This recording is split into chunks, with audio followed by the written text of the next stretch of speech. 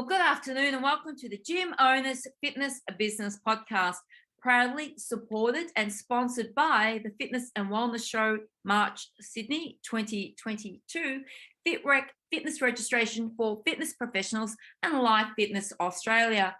This afternoon, I have the pleasure of interviewing Jonathan Freeman. Jonathan is the CEO at Club Active. Now, many of you are probably saying, "Oh, Club Active, I've seen that name around. Who are they and what are they all about?" Well, just briefly, I'll tell you that they are Australia's largest active over 50s health and fitness community. It's an innovative gym environment focusing entirely on the underserviced market, which we must all agree being the over 50s market. Good afternoon, Jonathan. Good afternoon, Mel. Thanks for having me. You're very welcome. Now, I have to agree with you totally. The over 50s market, even the over 40s market, is typically overserviced by our industry. So, first of all, tell me a little bit about Club Active, how it came about. You're most definitely right. I think one of the most underserviced market and the biggest opportunity in the not just the Australian fitness landscape, but particularly the world is this active baby boomer space and particularly sort of that late 50-year-old market. So, look, I'm an exercise physiologist by trade. So I was operating a clinic inside of a commercial gym on the southern part of the Gold Coast here in Australia. And obviously, as an exercise physiologist working in a mainstream gym, you don't actually get to see many of the mainstream members. You're actually starting to attract a different demographic of personnel that come into the gym specifically to see myself. So I've seen that, and I just seen an obvious, being, I think, as a leader in the industry, you would understand and most probably agree with me, is that being consciously aware of your surroundings is important to growth and predicting the future. And that's exactly what I did, and seeing a huge opportunity to set up Club Active, which, Club Active is born out of a need for this underserviced market, particularly the over 50s, to exercise in a safe, fun, non-intimidating environment with some expert advice. So I think that's really also important to note with this demographic. You're definitely working with a demographic who want to know what is the best thing for them to do, want to be guided on their health journey. They have a vastly different health journey than the mainstream gym members. So that's how it all began. It began in March 2017. So we're coming up to 5 years of the brand. It's been, 2 years of that has been COVID. So you could understand the amount of grey hairs that I've grown in the last 5 years. But we've since grown from one club in March 2017 to another three other company-owned clubs, and then 2 fully service franchised in Burleigh Bundall. So we're at Tweed, Burleigh Bundall, Parkwood, Carindale and Brisbane, new site opening in Castle Hill, and we have 8 more facilities opening in 2022. So exciting times ahead. Well, it certainly is. And yeah, I don't think there's a club owner in Australia who didn't end up with a few more grey hairs. There's no doubt about that. So this is a fairly loaded question. First of all, congratulations on the success of the growth. Now, you continued to grow through COVID like many fitness businesses did. Some didn't, but quite a few did. So my questions to you are, A, what did you do throughout COVID to continue your growth and to stay connected with your over 50s market? And B, what type of programming do you use within your club that keeps them engaged and coming back? And sorry, the last part of that question, do you tap into the medical fitness arena? Yes, I'll start with the first bit. Yeah, we were fortunate enough to grow in that first part of COVID, and majority of that growth came from our telehealth, which is probably going to answer the third part of the question. Is the ability. So the way that Club Active operates is basically two revenue models. So there's a clinic operating as obviously and a commercial gym as well. So we have a gym membership for people over the age of 50 who want to come in and exercise, as I say, in that safe, fun, non-intimidating environment. We also have a clinic operating because we see the obvious opportunity there to tap into the medical fitness market, which is highly backed by Medicare and NDIS and Department of Veteran Affairs and the Australian Workers' Compensation System and those sorts of things. So as per the COVID guidelines, when the entire country shut down, part of our business was deemed an essential service within the medical space. So we're able to grow handsomely through that, which has sort of saved us as a startup actually. I think one of the challenges through that though with COVID is the over 50s market is vastly uneducated when it comes to why exercise is important for your health. So that's been a huge sort of focus for us, is making sure that we are providing that level of education. And I guess that's the second part of your question, is that the big thing for us is educating the community of over 50s on why, high intensity interval training for a phase 3 or 4 cardiac patient is important. And most people cringe when they go, what, high intensity interval training for people who are coming back from a heart attack? Well, yeah, that's the research at the moment. Why strength training is important for diabetes. Why there are certain types of exercise that are more beneficial for knee strength during, to prevent knee replacements or improve osteoarthritis or those sorts of things. So I think the biggest thing for us as a brand is around education. And the second big thing there is just creating that community of like-minded individuals so that they can nurture each other on this journey of health, I think, because, I'm 35 years old, so I'm probably a little bit younger than the market that we're talking about. But, my grandmother, who's 88, she's, they're definitely a different type of retiree to what it is now. Mum and dad have just retired. They're 64 and 62. So it's all about giving this baby boomer demographic an opportunity to change the way they age and to have this healthy retirement living, as opposed to, retiring and sitting down and sort of not really doing much in their community. So we're very community focused and very, very much about giving back to this aging demographic that have given so much to us. So tell me something then, Jonathan. Do you think that commercial clubs market correctly to the over 50s? I don't think so. No. I think what the big thing about this demographic is, and I'm probably giving away a lot of intellectual property here, but it's okay. There's a big enough market to compete. But the biggest thing about them is they want to exercise in a safe, fun, and non-intimidating environment. Now, it doesn't matter, in my honest opinion, and I don't think it's too much of an ignorant opinion.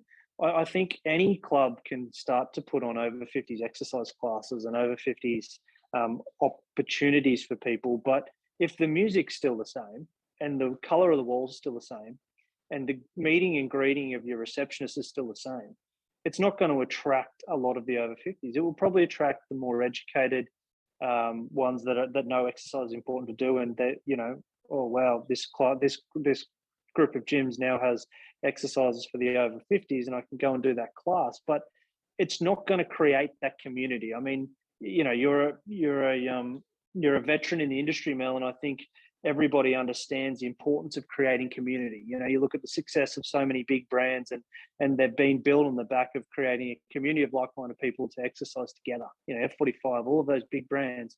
And I think that's what's most important. And that's, in my opinion, has seen the emergence of these boutiques like FitStop and F45 and the Soul Cycles and those ones of the world. It's creating community of the same type of people everywhere you go. And I think that's the biggest challenge for the big boxes, is how are they creating their communities within communities? A lot of the influencers in the space, the Emily Skies, the Chris Hemsworth stuff with Senna, they're all creating their own community of people who are like Chris Hemsworth and like Emily Sky and like Kayla Ritson and those sorts of people. So if you take a good conscious understanding of why these brands are successful, they're successful based on the same common denominator of creating that community.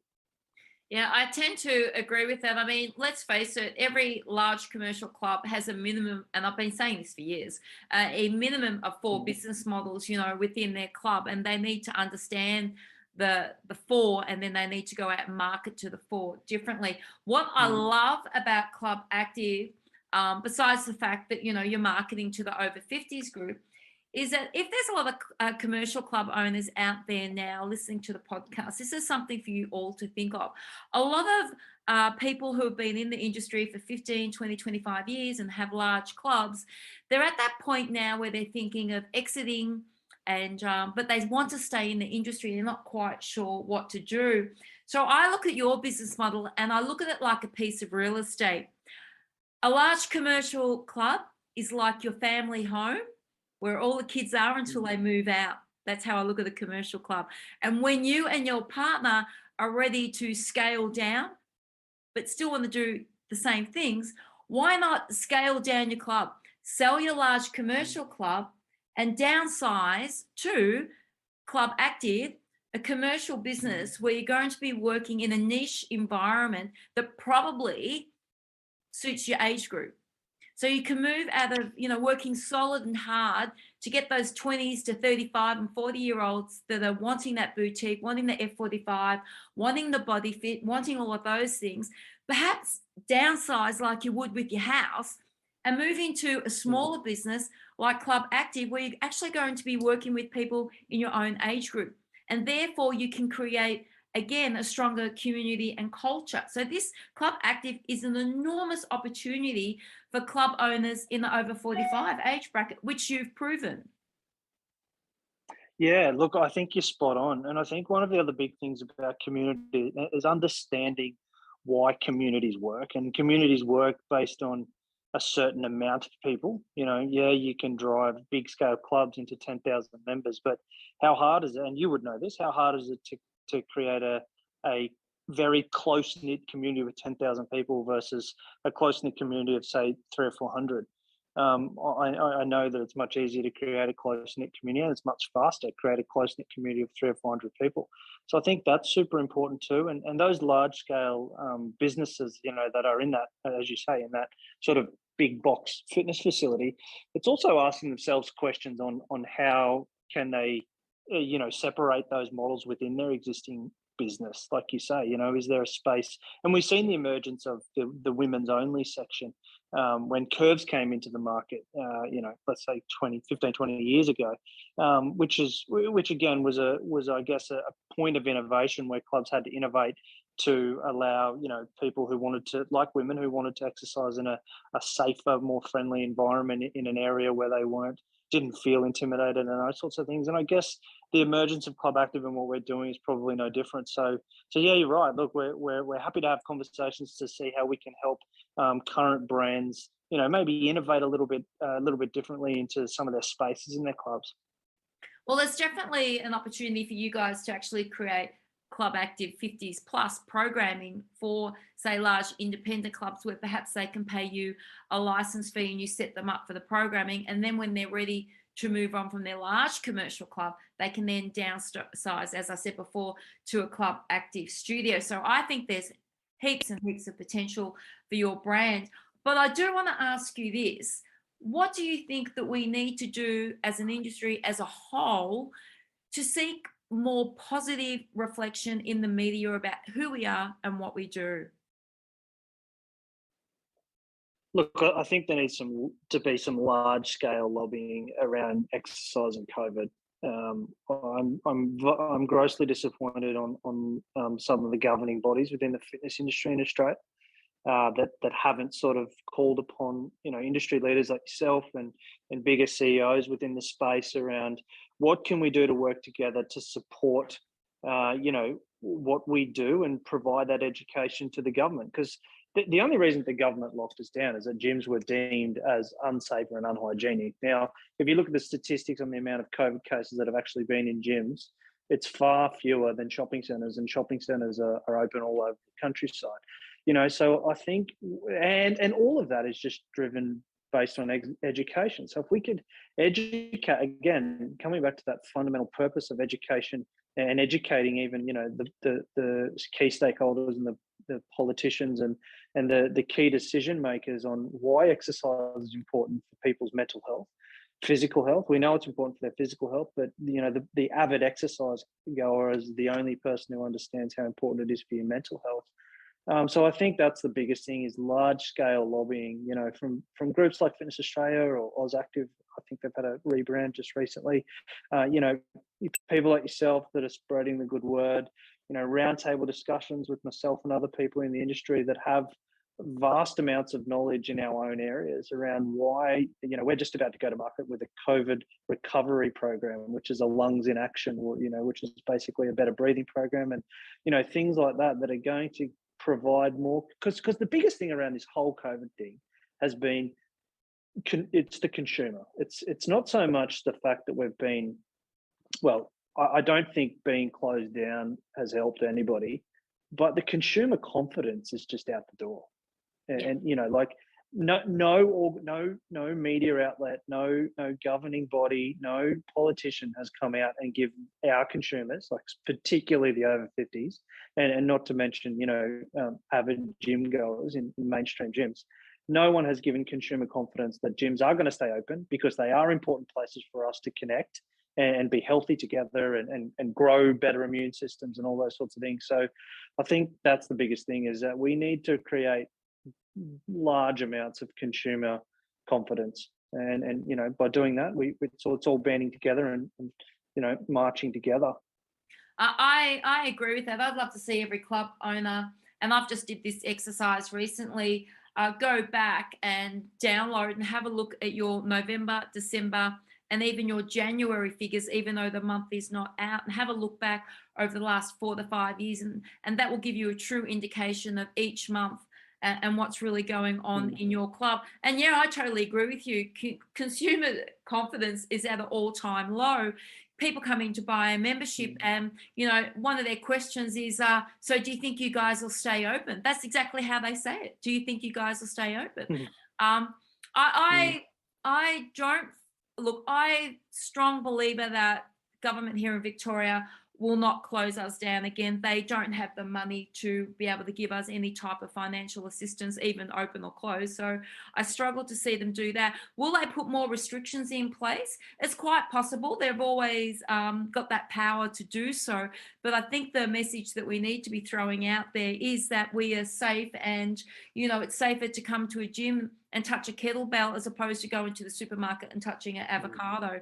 And yeah, we need, yeah. We need to be singing those tunes. We definitely need, as you said, Jonathan, you know, we need our Oz Active, we need FitRec, we need SR, we need Physical Activity Australia to get behind us and to be throwing out more positive marketing about who we are. We need, you know, Ian from Genesis and Harry from Club Lime, and we also need the team from Good Life. You know, we need all of these people, Greg Oliver. We need all of these people to stand up and say, irrespective that we're all competition, we are one in what we do, and we are a safe environment for the consumer to come to, and we need to be pushing that message out there more, because I think at the moment, and I think you might agree with this, that everybody's just chasing the dollar for survival. That's right. Yeah, most definitely. The show ratios are the big things, you know, like people are inquiring because they want to do it, but then, you know, as you say, that the first question that comes up is, are you guys still going to be around in 3 months' time? Yeah. It's a tough gig, but like you said, more people need to stand up. The biggest struggle I had right throughout COVID, not as a business owner, but being a voice in the industry, was being a female. I truly found it really hard for people to open doors and allow me to sit at a boardroom table at state government level, purely because I was a female. I know of one instance where they were all men sitting at the table, no females were invited.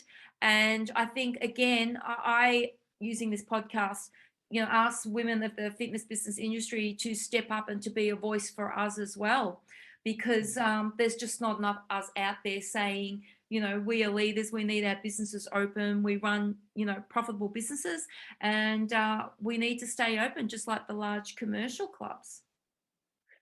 Yeah, and this is probably a great platform for you to do that, Mel, definitely. And you have my utmost support if you ever need me to help lobby anything around this, the consumer confidence in COVID-19, that's for sure. I think what I'll be doing is getting in touch with a couple of the associations and seeing what we can do together as a group. But moving away from that, Jonathan, as I said, you've done extremely well with Club Active, and it's a very niche product. to service the underserviced market, being the over 50s. And I would definitely, if you're thinking of starting a business or even downsizing, as I said earlier on, or perhaps Jonathan can help you with some programming. Perhaps they'll have a license fee coming up in the near future where they can help you service the over 50s. Where is the best place for our listeners this afternoon to get in touch with you? You can just email me directly, jonathan.freeman@clubactive.com.au. It's JONATHAN .Freeman, @clubactive.com.au, or you can jump on the website and just send a general inquiry if you'd like, info@clubactive.com.au, and I'm sure it would reach back to me. But you're right, Mel. We have our very own, which is I forgot to mention before, which I'll mention now, but we have our very own 50/50 format of group fitness classes. So it sits under 3 categories of fun, functional, or flexible. So in the not too distant future, we will be releasing those to the wider audience. At the moment, they're only available through Club Active centres. But yeah, stay tuned for that. Sounds great. I'm looking forward to that myself. I am. So as I said, guys, today I was chatting to Jonathan Freeman from Club Active, and Club Active is an innovative gym environment focused on the ever-increasing and largely underserviced over 50s market. Their franchise business model offers a turnkey solution with an excellent return on investment from multiple income streams, being government incentives and private health rebates, gym memberships, and so much more. Jonathan, thank you for chatting with me this afternoon. Thank you so much for your time, Mel. You're very welcome. As I said, today's podcast was proudly supported and sponsored by the Fitness and Wellness Show in Sydney, March 2022, FitRec Fitness Registration and Live Fitness Australia.